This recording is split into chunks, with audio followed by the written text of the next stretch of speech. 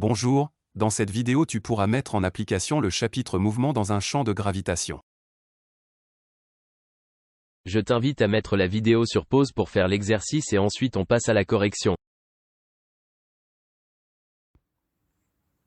Alors dans cet exercice 16, page 272, nous allons nous intéresser au mouvement d'une planète autour d'une autre planète. Donc ici c'est la lune de Dysnomia, la lune Dysnomia qui tourne autour d'Eris.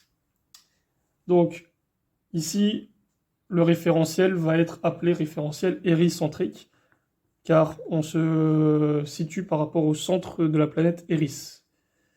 Éricentrique. Ensuite, la deuxième question, le vecteur accélération du centre de masse de Dysnomia. Donc ça va être un rappel de cours. Ça va être V carré sur R pour le vecteur normal, plus d de V sur dt par rapport au vecteur tangentiel. Voilà, donc si on refait un schéma comme ceci, là ici, on va dire que c'est Eris. Là, je vais avoir Dysnomia. Donc ça, c'est Dysnomia. Là, c'est Eris. Et donc, Dysnomia va tourner autour d'Eris avec le vecteur accélération normale, comme ceci. Et on peut symboliser également un vecteur accélération tangentielle, comme ceci. Voilà. Ensuite, notre troisième question. Donc pour la troisième question, on va devoir montrer cette égalité de la période de Dysnomia. Dans un premier temps, pour démontrer cette égalité, il faut se rappeler qu'une période, c'est égal, donc dans un mouvement circulaire, à 2πr, qui est en réalité le périmètre d'un cercle, divisé par v. On voit bien ici que si on place v de l'autre côté et t en dessous, on a bien le lien de v égale d sur t, c'est-à-dire une distance par rapport à un temps. Si on fait comme ceci, v égale 2πr sur t. Là, on peut se permettre d'écrire cette formule car c'est un mouvement circulaire uniforme, c'est-à-dire que la vitesse est constante. Donc, pour cela, nous allons appliquer la deuxième loi de Newton pour déterminer la vitesse. Donc, la deuxième loi de Newton va dire que la somme des forces extérieures égale à la masse fois accélération. Donc, si on applique cette deuxième loi de Newton, je vais avoir la force de E sur D, qui est égale à la masse fois l'accélération. La force de E sur D, c'est l'attraction gravitationnelle, donc ça va être le poids. Donc ici, c'est Gm de grand M, donc grand M, on va considérer que c'est la masse de Eris, sur R au carré, égale Ma. On va simplifier, on obtient ainsi Gm sur R carré égale A. A, nous avons ici un mouvement circulaire uniforme, donc la vitesse est constante. Ainsi, la dérivée de la vitesse est donc 0. Donc A égale uniquement V carré sur R. Donc je vais le marquer ici. Gm sur R carré égale V carré sur R. Et ainsi, V égale racine de Gm sur R. Voilà, donc nous avons déterminé notre vitesse. Maintenant, on va remplacer la vitesse dans cette formule-là.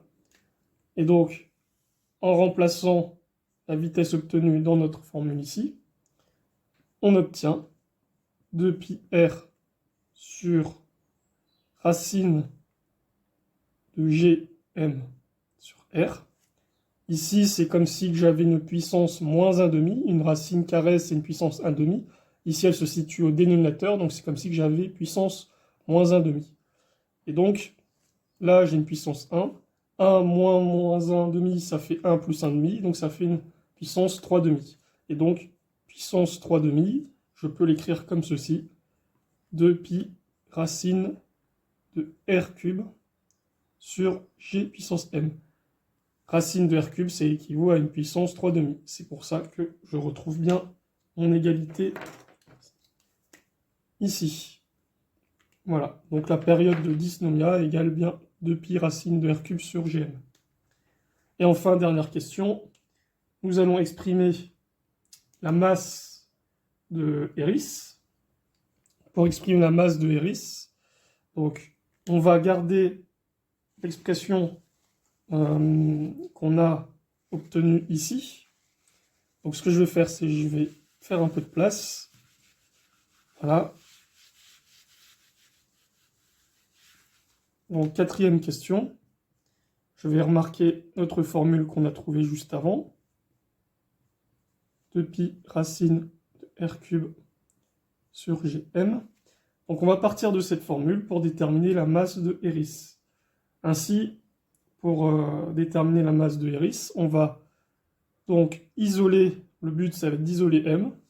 On va passer tout au carré. Donc, on va avoir T carré égale 4π au carré fois R cube sur Gm. L'idée, c'est de isoler M. Donc, on peut l'isoler directement ici. Hop. Et on obtient ainsi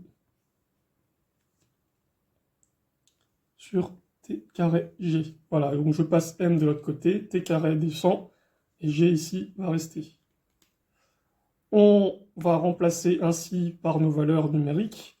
On n'oublie pas de bien convertir nos valeurs unité SI, sciences internationales, du système international. En l'occurrence, ce qu'il faut surtout faire attention, c'est la période qui est donnée dans l'énoncé en jours. Il faudra la convertir en secondes. Donc 15 jours, c'est 24 heures, donc 15 fois 24, fois 3600, parce qu'il y a 3600 secondes dans une heure. Et donc, en remplaçant tout cela, nous obtenons une valeur de 1,64 10 puissance 22 kg pour la masse de Eris. Voilà.